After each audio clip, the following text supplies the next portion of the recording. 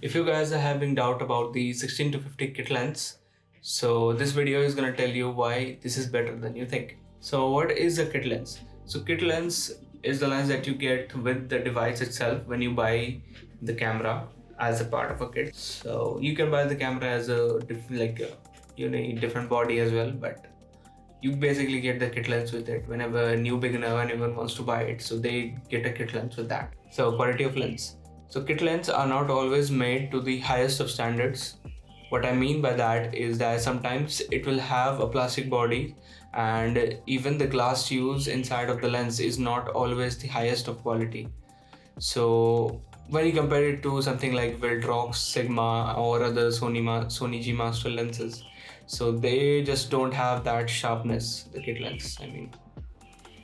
But that doesn't mean like you can't get good quality or high quality pictures from this lens. So don't let that be the deciding factor to get this lens. So I'm going to tell you why in the followings. So one of the things that you should know about this lens, that this lens is a variable aperture lens. So what that means is that, what variable aperture means is like the tiny blades that are inside the camera which open and close to let more or less light in. So for example, if you zoom in, the aperture closes. So what happens is that the less light comes in, so your image gets a lot darker. But if you zoom out, so the aperture opens up to the max, which is 3.5 in this case, and your image gets a lot more light in.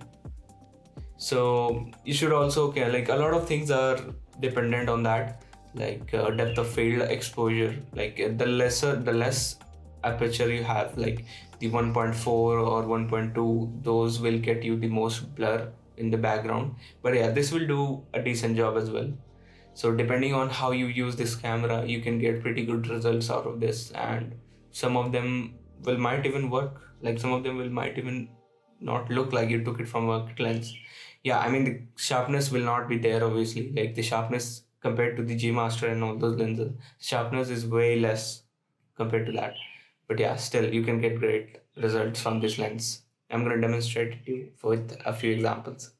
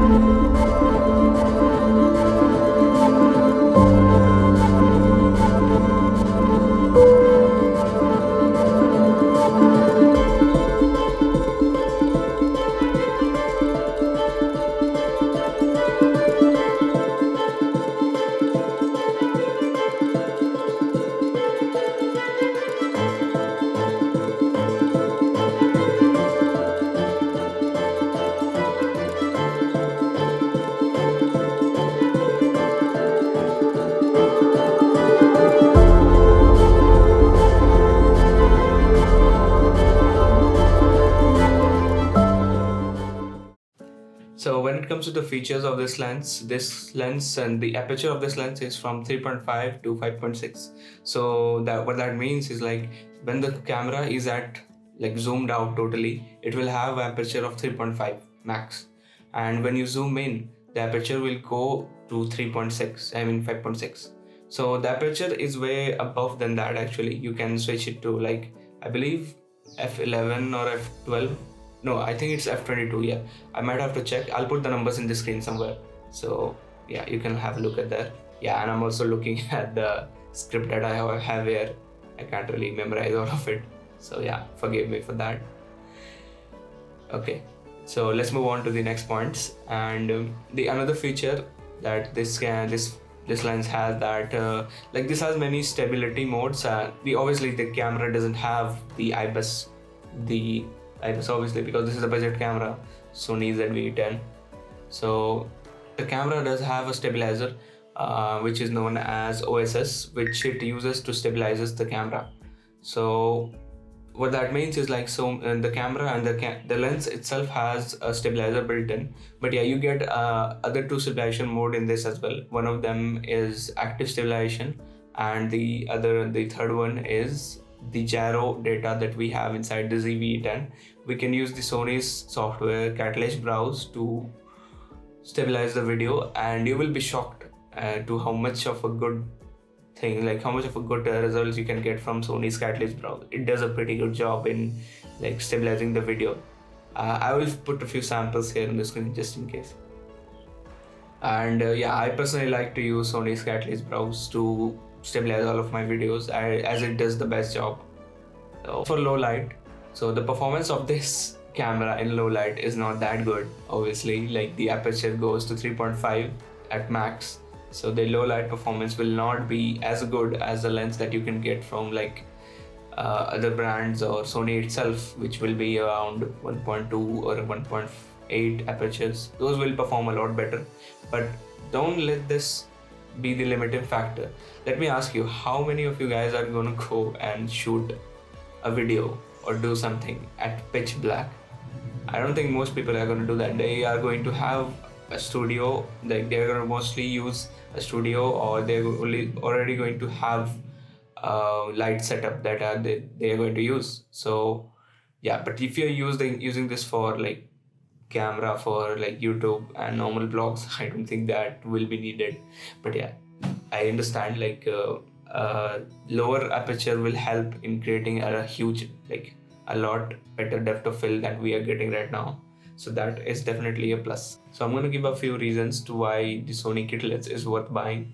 The first is going to be, like, this easily is one of the best camera, like, the lens to get for if you're going for a vlog, or, like, if you're going to travel a lot and you don't really want to carry big lens bags or carry big stuffs around you all the time wherever you go. So you just want a small camera that you can just pull up and start recording. So I think this combo, the Sony ZV-E10 with the kit lens, is really good for that.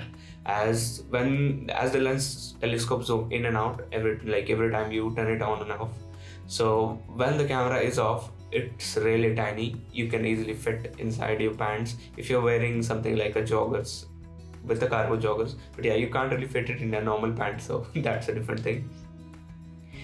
But yeah, that makes it a really good option to carry it around wherever you go. And you know what happens is, like, in a trip, you're taking out this camera. If you have a big camera, you take it out and people are going to stare at you and they're going to see, like, it becomes intimidating for the people. They think of it and they might just say, like remove it, we don't want to see, or something like that.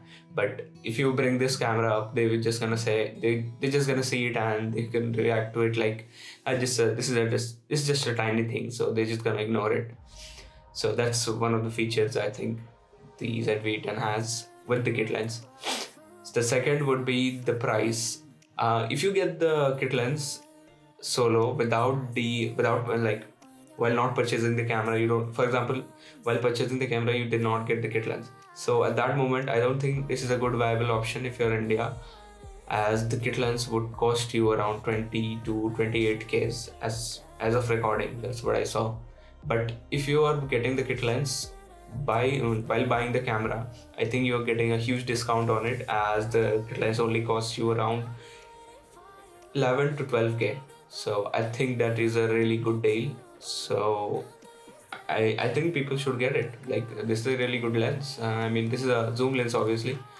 so it has multiple operation. And the third thing that I'm gonna really say, that this lens sets itself apart from most of the lenses, like many lenses I've seen, as this camera has an OSS. So I personally don't use OSS that much. I use the Sony's catalyst browse to stabilize the video, but yeah, that OSS really does help while you're shooting as well. If you're zoomed in to the max and you want to take a picture and your hands are really shaking, so that OSS will stabilize that footage a lot better than you will not realize. But for example, if you have the stabilization off while shooting photos, you will see your camera move all over the place.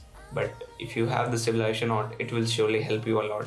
And most of the lenses, I don't think they provide OSS, like Sigma, the budget Sigma line, the Sigma Trio.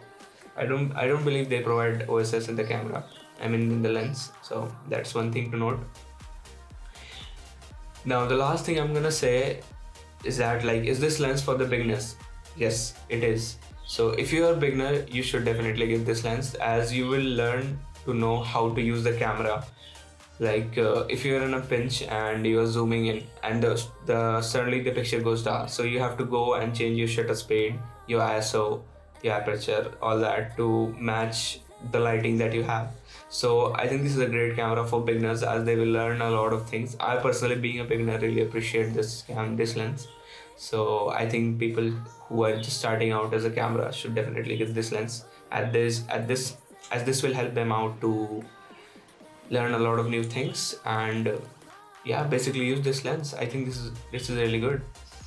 And as for professionals, it depends, like depends on the professional, but I think they should probably get it. But I'm not gonna say it because I don't know much about that. But I think this will help them grow as well. Like if they're professionals, right? So they already know what they are doing. But getting this lens will help them come out of their comfort zone and shoot in a different scenario that they usually won't. So they will be pushed into a corner to find new creative ways, which I think they will improve on, and which I think will help them improve on their skills and their creative ways. So that is really a good thing. So this kit lens takes good videos and good pictures as well, although the sharpness will not be great, but you can always go to post-production and change a few things. So I really think this Sony ZV E10 with the kit lens is a very good combo. If anybody is looking to buy this camera, they should probably get it with the kit lens, as they will get it in a discount too. So let me know if you guys have the kit lens. So let me know what you guys are using it for, and depending on the interests of others, I might do another video on photography with this lens. I think this lens will do a great job as photography as well. So see you guys soon in the next video, and until then, bye bye.